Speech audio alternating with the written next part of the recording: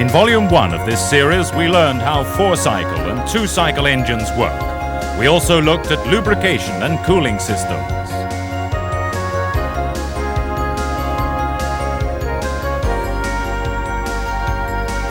In this volume, we'll take a look at systems that supply fuel to the engine and how the power generated by the engine is transmitted to the drive wheels.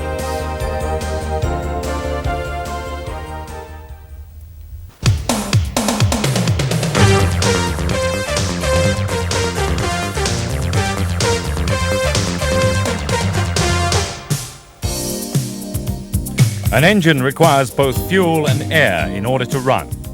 The carburetor mixes the fuel and air together so that they burn easily, and then feeds this mixture to the combustion chamber of the engine. The carburetor does this by mixing the fuel with air so that it can easily be atomized. It also mixes the fuel and the air in the optimum proportions for the engine to run, and determines how much of the fuel-air mixture the engine requires in order to run.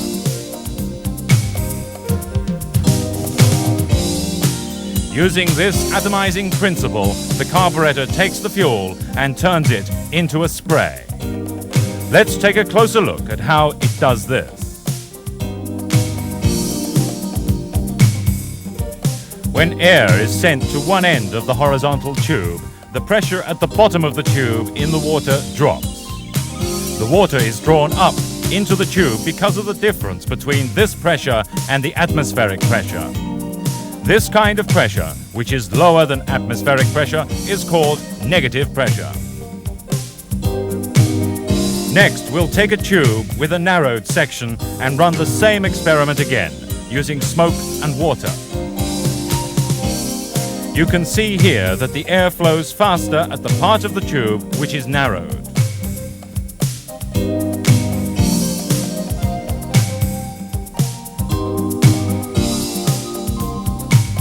Before entering the narrowed section, the flow of air is comparatively slow.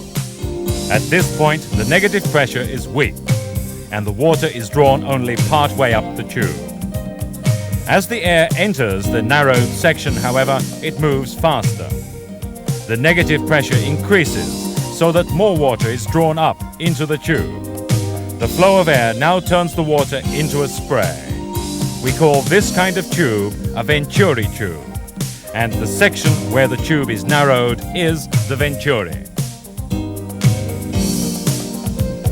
The carburetor uses this Venturi to draw in fuel and turn it into a spray. When the piston moves downward during the engine intake process, air comes flowing into the cylinder. At this point, negative pressure is created at the Venturi so that fuel is drawn into the carburetor, turned into a spray, and mixed with the air.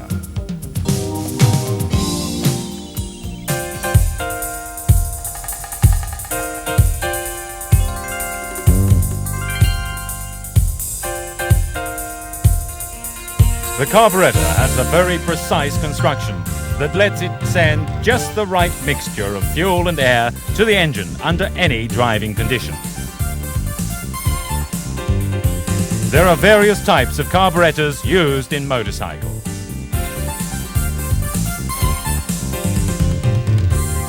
The most popular of these is the VM-type carburetor.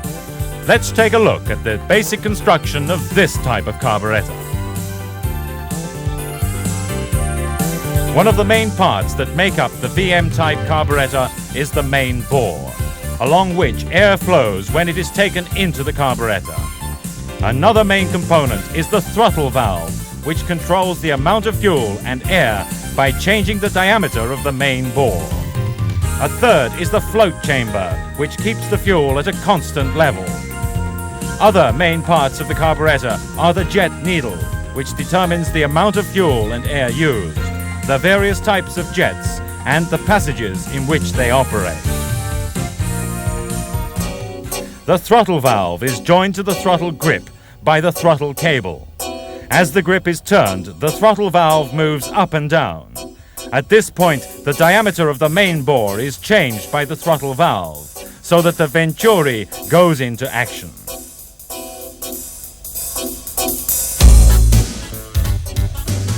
the amount of air supplied to the engine is controlled by changing the position of the throttle valve.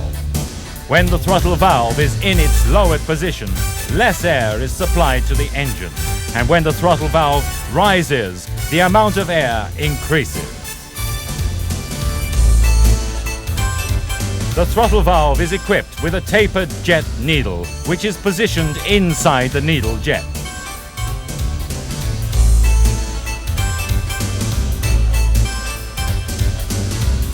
As the throttle valve moves up and down, the jet needle moves up and down with it.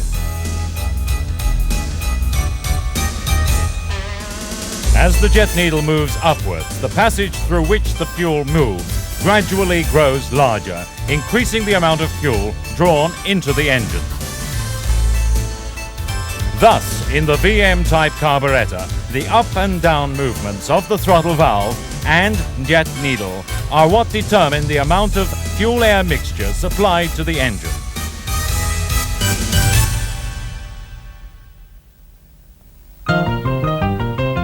In actual driving, however, in order for the carburetor to handle a wide range of driving speeds, the passages through which fuel is delivered are divided into the starter system, the pilot system, and the main system. The system that supplies fuel-air mixture to the engine at low speed is called the pilot system. In this system, both fuel passages and air passages are provided, assuring that the fuel-air mixture can be supplied to the engine even when the throttle valve is mostly closed. When the engine is rotating at low speed, for example, when it is idling, air that comes in from the pilot air passage and fuel coming in from the pilot jet is mixed and sprayed out through the pilot outlet. It is then mixed with air that has passed through the throttle valve, creating the right mixture for the engine at low speed.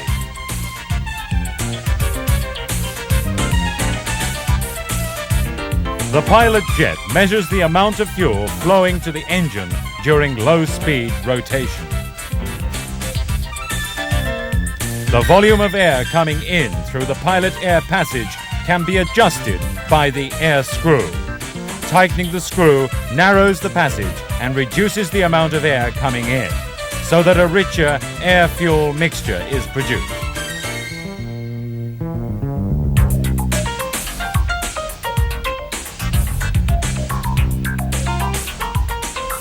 The passages that supply fuel to the engine at medium and high speeds make up what we call the main system. The main system also has two kinds of passages, those which carry fuel and those which carry air. When the throttle valve moves upward so that the needle jet passage is opened, the Venturi mixes the fuel coming in through the main jet and air coming in through the main air jet. This mixture is then sprayed from the needle jet. The amount of air mixed with the spray is determined by how far the throttle valve is open. Thus, the right mixture of air and fuel is supplied to the engine. The main jet measures the amount of fuel flowing to the engine at medium and high speeds. The main air jet measures the amount of air mixed with the fuel drawn into the carburetor.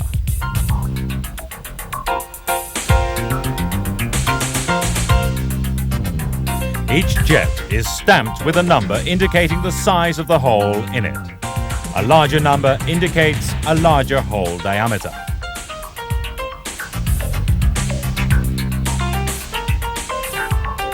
At the tip of the needle, there are 5 grooves. When the clip is lowered, the jet needle is pulled upwards, so that the amount of fuel dispensed from the jet needle is increased. And this produces a richer fuel-air mixture.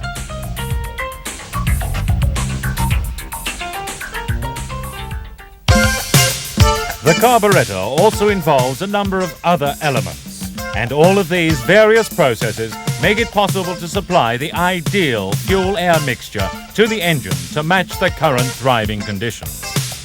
For example, air bleeders are provided in both the main system and the pilot system. at the point where the fuel and air intersect. These air bleeders help to turn the fuel-air mixture into a spray. Let's try an experiment to see exactly how the fuel is atomized into a spray. You know that if you make holes in a straw and breathe in, both water and bubbles are drawn up the straw together. If you make the holes bigger, the bubbles get bigger too.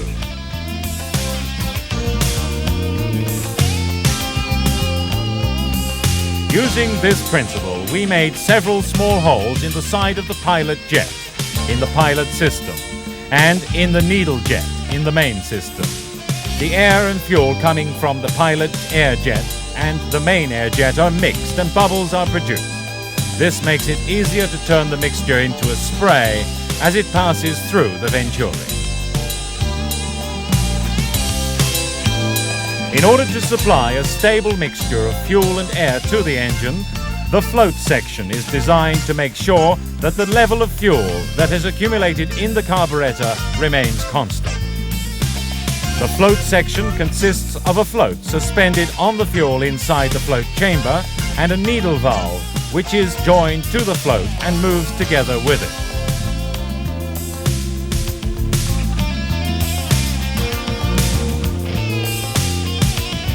When the fuel flows into the float chamber, the float is suspended on the fuel, and when it reaches a certain level, the needle valve closes off the entrance to the chamber so that no more fuel can come in. When the fuel level drops, the float drops also, allowing the needle valve to open so that more fuel can flow into the chamber. As the engine rotates, the float carries out this action over and over, keeping the float level at a specified position. This enables the amount of fuel sent to the venturi and the pilot outlet to be kept stable. If the float level in the carburetor should happen to drop below the specified position, the volume of fuel propelled from the venturi section decreases.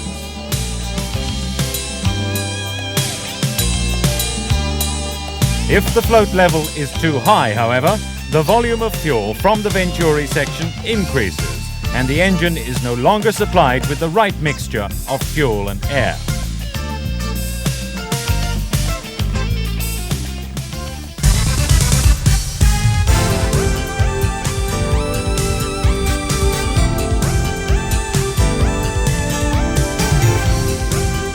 When the engine is just being started and has not yet warmed up, it needs a richer mixture with less air in it.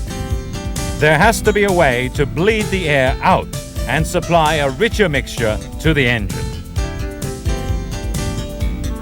This is done by the starter operation system, which temporarily increases the amount of fuel when the engine is started and shuts off the flow of air to make the fuel-air mixture richer.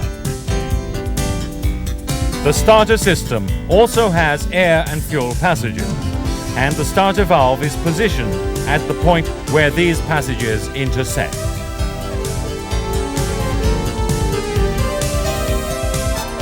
When the starter valve is opened and the engine started up, the negative pressure created by the engine draws fuel through the starter jet and into the carburetor. This fuel combines with that in the pilot system to supply a richer mixture to the engine.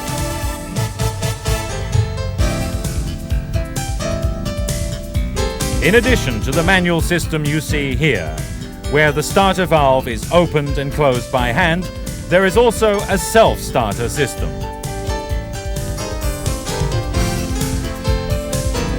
The self-starter has air and fuel passages just like those in the pilot system. In this system, however, a heating element and wax are provided over the starter valve.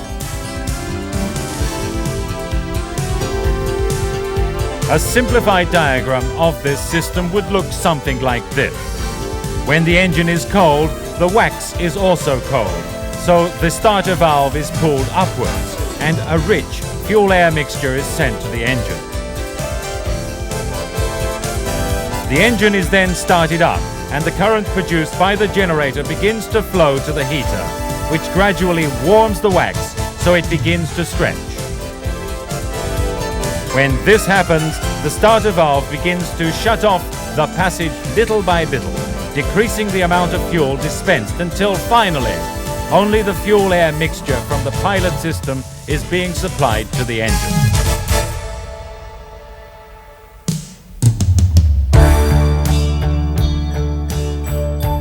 Up to this point, we have been talking about the basic construction and action of the VM-type carburetor. Next, let's look at what happens in the carburetor under actual driving conditions.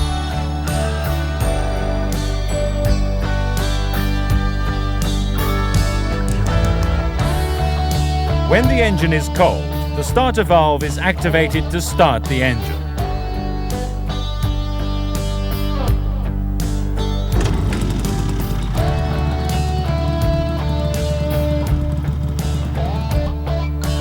If the throttle grip is opened at this point, it actually becomes harder to start the engine.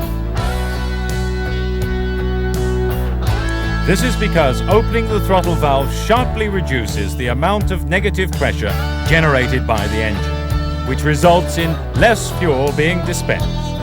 It also allows a larger volume of air to be taken in, causing the fuel-air mixture to be leaner.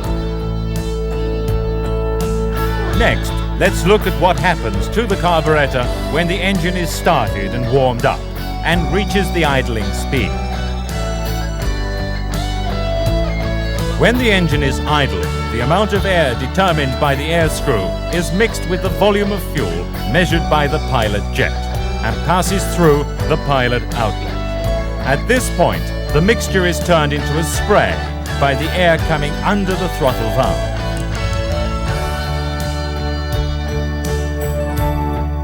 Because of this, turning the air screw changes the amount of air taken into the pilot system, and this changes the fuel-air ratio, which in turn changes the idling speed. Turning the throttle stop screw, on the other hand, causes the throttle valve to move up and down, and this changes the amount of fuel-air mixture sent to the engine, thus changing the engine speed. Therefore, both of these screws are turned to adjust the idling speed so that the right mixture of air and fuel can be obtained.